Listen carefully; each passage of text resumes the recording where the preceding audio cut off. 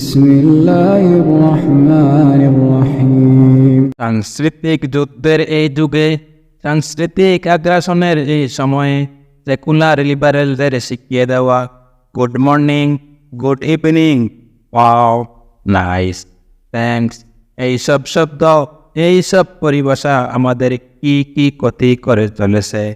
এইসব শব্দগুলো দিয়ে তারা কিভাবে আমাদেরকে তাদের গোলামি করার প্রোডাক্ট বানিয়ে নিয়েছে। এইসব শব্দগুলোর পরিবর্তে আল্লাহ আমাদের জন্য কি শব্দ দিয়েছেন, সেই শব্দগুলোর তাৎপর্যই বা কি, এই শব্দগুলো আমাদের জন্য কেন উপকারী, কিভাবে উপকারী, ওদের শিখিয়ে দেওয়া পরিভাষা এবং আল্লাহ আমাদেরকে যেসব পরিভাষা শিখিয়ে দিয়েছেন তাহা নিয়ে তুলনামূলক পর্যালোচনা থাকবে আজকের এই ভিডিওতে। আশা করি শেষ পর্যন্ত সঙ্গে থাকলে উপকৃত হবেন ইনশাআল্লাহ। মনে করুন পিপাসার সময়ে কেউ আমাকে এক বোতল পানি দিল, আমি কৃতজ্ঞতা জানালাম, বললাম অসংখ্য ধন্যবাদ, ব্যাপারটা এখানেই শেষ। কিন্তু আমি যদি তাকে বলি জাযাকাল্লাহু খাইরান, তার মানে আমি তার জন্য দোয়া করলাম যে আল্লাহ তোমাকে উত্তম প্রতিদান দিক। এই দোয়ার মাধ্যমে আমি ওই লোকটির কল্যাণ চাইলাম।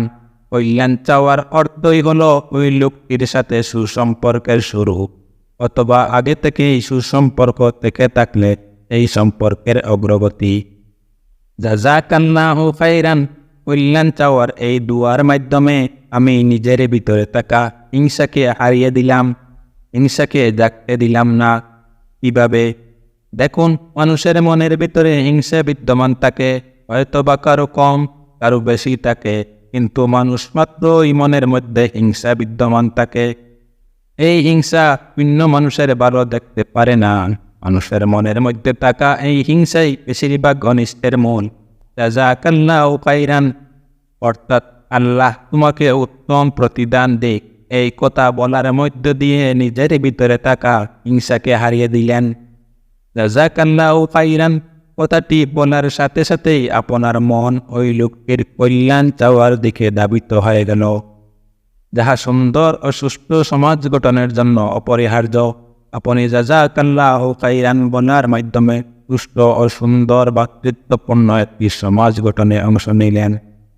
এইমাত্র জাযাকাল্লাহু খাইরান বলে যার জন্য দোয়া করলেন বা যার কল্যাণ চাইলেন, একটু পরে কি তার সাথে অভদ্র আচরণ করতে পারবেন?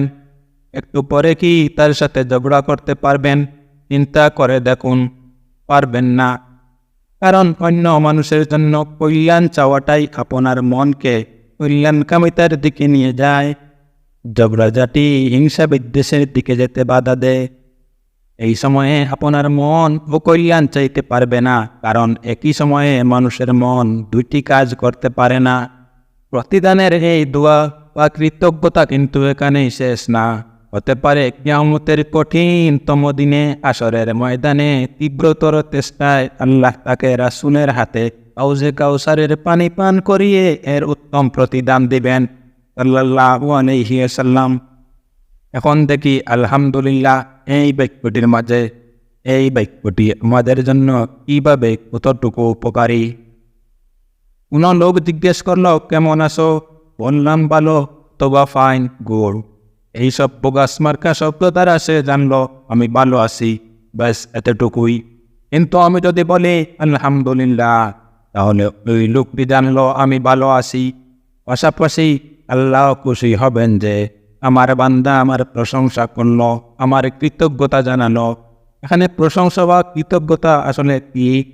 প্রশংসা হলো আমি এখন যে অবস্থায় যেভাবেই থাকি না কেন, আমাকে আমার এই অবস্থায় রাখতে আল্লাহর অসংখ্য লক্ষ কোটি মেকানিজম কাজ করে চলেছে। যেই সব মেকানিজম দিয়ে আল্লাহ আমাকে এই অবস্থায় রেখেছেন, এই সব মেকানিজমগুলো আমার আয়ত্তের বাইরে। যেমন এই যে মুখ দিয়ে কথা বলতেছেন, যারা মুখ দিয়ে কথা বলতে পারেন না, ডাক্তারও তাদের কথা বলাতে পারেন না, কারণ কথা বলতে যেসব মেকানিজমের প্রয়োজন এই সব মেকানিজম ডাক্তারের আয়ত্তেরও বাইরে। এগুলো শুধু আল্লাহর আয়ত্তে। আল্লাহ এইসব মেকানিজম দিয়ে আমাকে কথা বলাচ্ছেন। আমার উপর আল্লাহর এত সব করুণা আমি উপলব্ধি করতে পারছি। এই জন্য আল্লাহকে কৃতজ্ঞতা জানিয়ে বলছি আলহামদুলিল্লাহ। আল্লাহর দেওয়া মেকানিজম নিয়ে যত বেশি চিন্তা করবেন, যত উপলব্ধি করতে পারবেন, ততই হতাশা আপনার থেকে দূরে সরে থাকবে। যেমন চোখ দিয়ে আপনি দেখতে পারেন, আর যিনি চোখ দিয়ে দেখতে পারেন না, ডাক্তার কি মেকানিজমের অভাবে ওই মানুষদের চোখকে দেখার উপযুক্ত করে দিতে পারেন না। অনুভব করুন, ওইসব মেকানিজম দিয়ে আল্লাহ আপনার চোখকে দেখার উপযুক্ত করে রেখেছেন। আল্লাহ আপনাকে যে অবস্থায় রেখেছেন, আলহামদুলিল্লাহ বলার মাধ্যমে আপনি তার প্রতি সন্তুষ্টি জানালেন, কৃতজ্ঞতা জানালেন। আল্লাহর অসংখ্য মেকানিজম আপনার জন্য কর্মব্যস্ত আছে, এটা কিছুটা হলেও উপলব্ধি করতে পারলেন। আলহামদুলিল্লাহ বলার সঙ্গে সঙ্গে আপনার মস্তিষ্কে প্রশান্তির একটি বার্তা পৌঁছে যায়। এই জন্য যাহারা আলহামদুলিল্লাহ বলেন, তাদেরকে মানসিক অশান্তি কাবু করতে পারে না। আর যিনি মনে করেন তিনি নিজেই ভালো আছেন বা তিনি নিজেকে ভালো রেখেছেন, এই কথা বলার মাধ্যমে তিনি আসলে নিজের উপর জুলুম করেন। বলতে পারেন কিভাবে? নিজেই ভালো আছি, নিজেকে ভালো রেখেছেন, এই কথা বলার মাধ্যমে ভালো রাখার দায়িত্বের একটি বার্তা নিজ মস্তিষ্কের সঙ্গে সঙ্গে পৌঁছে যায়। আর এই দায়িত্বের বোঝা নিজ শরীরের কোষগুলোতে গিয়ে পড়ে, যে আলহামদুলিল্লাহ বলার মাধ্যমে এটা উপলব্ধি করতে পারলো যে আল্লাহ অসংখ্য মেকানিজম দিয়ে তাকে যে অবস্থায় তিনি আছেন, এই অবস্থায় রেখেছেন, তাকে ভালো রাখার দায়িত্বটা প্রধানত আল্লাহর। আলহামদুলিল্লাহ বলার মাধ্যমে উপলব্ধির সংকেত মস্তিষ্কে পৌঁছে যায় এবং কোষগুলোতে অতিরিক্ত কোনো চাপ পৌঁছায় না, যার ফলে শরীর, মন ও মস্তিষ্কে সুকুন বা প্রশান্তির ছোঁয়া পৌঁছে যায়। যাহারা মনে করেন তাহারা নিজেই ভালো আছেন, তাহারা এই সুকুন বা প্রশান্তির ছোঁয়া কখনোই পায় না। আলহামদুলিল্লাহ এই বাক্যটি মানুষের জন্য কত কল্যাণময় তাহা বুঝতে হলে আলহামদুলিল্লাহ না বলে সারা জীবন যাহারা গুড, নাইস, ফাইন এইসব বুগসমার্কার শব্দ ব্যবহার করেছে, এইসব শব্দ দ্বারা নিজেকে ভালো রেখেছে বা নিজে ভালো আছে, এই ধরনের একটি বার্তা নিজ মস্তিষ্কে ও কোষে পৌঁছে দিয়েছে। আর নিজেকে ভালো রাখার এই যে দায়িত্বের বোঝা নিজ শরীরে, মস্তিষ্কে, কোষগুলিতে গিয়ে পড়েছে। আর এর ফলে বিন্দু বিন্দু ফুটা জমে যেভাবে সমুদ্র সৃষ্টি হয়, ঠিক সেভাবে তারা তাদের মন মস্তিষ্কে নিজেকে ভালো রাখার একটি বার্তা জমাতে একরাশ হতাশা, বিরক্তি তাদেরকে চেপে বসেছে, যার ফলে তাহারা আত্মহত্যা পর্যন্ত করতে বাধ্য হয়। আমি বেশিরভাগ গরিব লোকদের কেমন আছেন এর উত্তরে আলহামদুলিল্লাহ ভালো আছি বলতে শুনেছি। আর বেশিরভাগ পয়সাওয়ালাদের কেমন আছেন এর উত্তরে এই তো আছি, কোনোরকম আছি, মোটামুটি আছি, এইগুলি বলতে শুনেছি। কৃতজ্ঞতা আদায়ের তফাতেই শুধু লোকের বড় অভাব। এখানেই শেষ নয়, আলহামদুলিল্লাহ বলার মাধ্যমে এই ভালো থাকা ভবিষ্যতেও আরও বৃদ্ধি হওয়ার সম্ভাবনা সৃষ্টি হলো।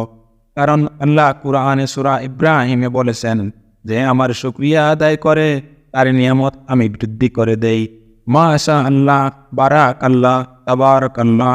কোনো সুন্দর আকর্ষণীয় জিনিস দেখে ওয়াও, নাইস, কি সুন্দর, চমৎকার বললে নজরের ক্ষতির সম্ভাবনা প্রবল।